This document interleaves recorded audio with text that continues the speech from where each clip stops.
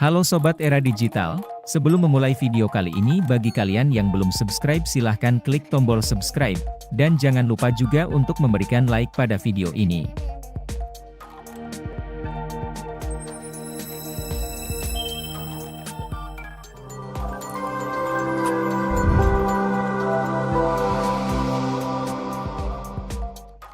Apa itu pembelajaran berdiferensiasi? Pembelajaran berdiferensiasi adalah teknik instruksional atau pembelajaran di mana guru menggunakan berbagai metode pengajaran untuk memenuhi kebutuhan individual setiap siswa sesuai dengan kebutuhan mereka. Kebutuhan tersebut dapat berupa pengetahuan yang ada, gaya belajar, minat, dan pemahaman terhadap mata pelajaran. Pada dasarnya, pembelajaran berdiferensiasi memungkinkan setiap guru untuk bertemu dan berinteraksi dengan siswa pada tingkat yang sebanding dengan tingkat pengetahuan mereka untuk kemudian menyiapkan preferensi belajar mereka. Untuk itulah, maka pembelajaran berdiferensiasi ini memiliki tujuan untuk menciptakan kesetaraan belajar bagi semua siswa dan menjembatani kesenjangan belajar antara yang berprestasi dengan yang tidak berprestasi. Singkatnya, pembelajaran berdiferensiasi adalah proses pembelajaran yang dibuat sedemikian rupa sehingga siswa merasa tertantang untuk belajar. Tujuan utama dari pembelajaran berdiferensiasi adalah memberikan pengalaman belajar yang sesuai dan relevan bagi setiap siswa dalam kelas, sehingga setiap siswa memiliki kesempatan yang sama untuk berhasil. Penting untuk dicatat bahwa beberapa siswa pasti memiliki tingkat pengetahuan yang baik tentang suatu topik belajar tertentu, sedangkan siswa yang lain tidak, karena siswa tersebut memiliki pengetahuan yang sama sekali baru dengan topik tersebut. Selain itu, beberapa orang siswa juga memiliki kemampuan pemahaman yang lebih baik dan lebih cepat jika ia mendengarkan penjelasan gurunya secara langsung atau melalui audio. Sedangkan beberapa orang siswa lagi dapat belajar secara efektif apabila ia berpartisipasi aktif dalam proses pembelajaran, dan beberapa orang siswa lainnya harus menghabiskan waktunya untuk membaca sendiri guna mendapatkan pengetahuan secara utuh dan lebih lengkap.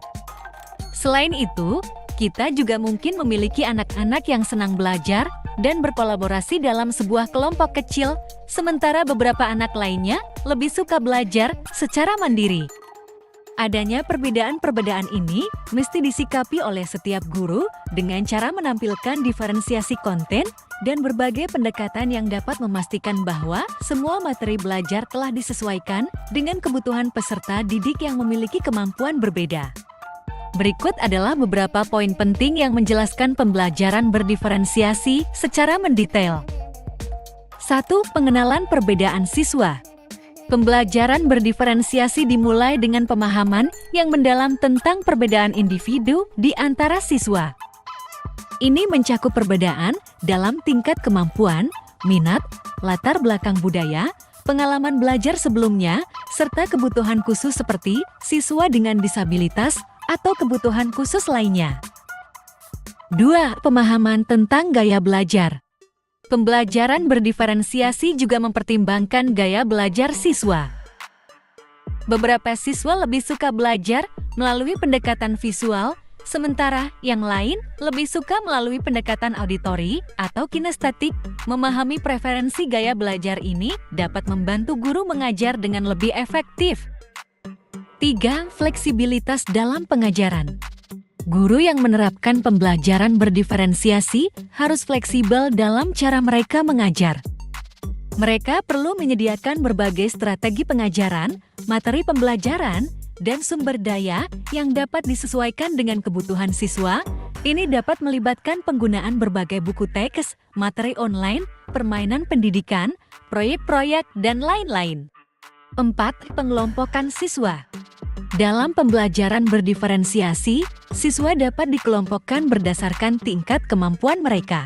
Ada berbagai cara untuk mengelompokkan siswa, seperti kelompok berdasarkan kemampuan tinggi, tengah, dan rendah.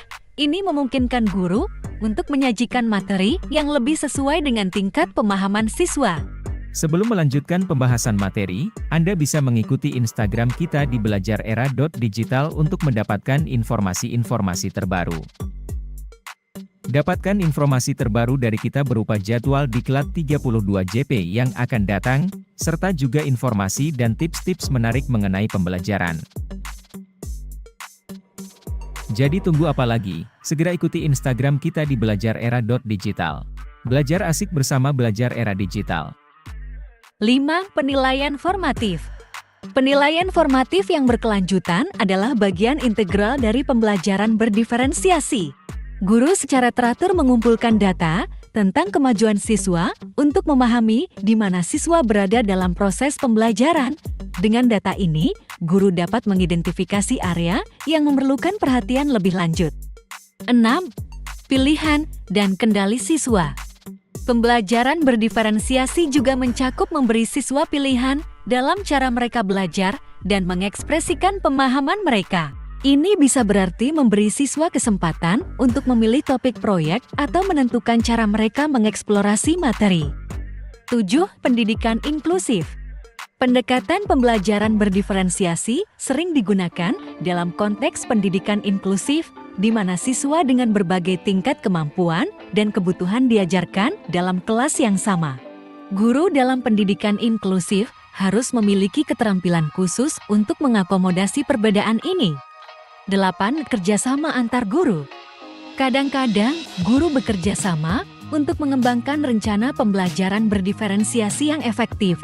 Ini dapat mencakup pertukaran ide, strategi, dan pengalaman untuk memberikan pendidikan yang lebih baik bagi semua siswa.